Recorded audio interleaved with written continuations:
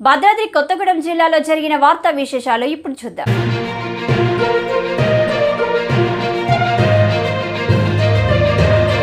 సింగరేణి కార్మికులకు దసరా సెలవులు వేరే రోజు ప్రకటించాలి. HMS union demand. దసరా సెలవులు మరో రోజు ప్రకటించాలని హెచ్ఎంఎస్ నాయకులు అధికారులకు మెమోరాండం సమర్పణ. సెప్టెంబర్ 6వ తేదీన ఉదయం 7 గంటలకు లాంగ్వాల్ ప్రాజెక్ట్ మైన్ నందు మైన్ మేనేజర్ను కలిసి మెమోరాండం సమర్పించిన సింగరేణి హెచ్ఎంఎస్ యూనియన్ నాయకులు.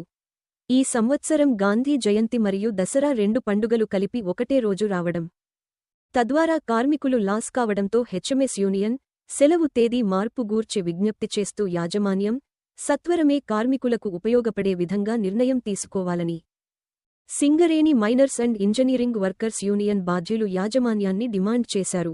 ఈ కార్యక్రమం deputy general secretary Gosika Ashok ఆధ్వర్యంలో నిర్వహించగా, pit secretary Revelli Rajasekhar, treasurer Dastagiri, central committee member Maddi Veeraiah, branch committee member Uppu Ramesh, assistant pit secretary Hussain, shift incharge Kiran Maruthi, Srinivas తదితరులు పాల్గొన్నారు.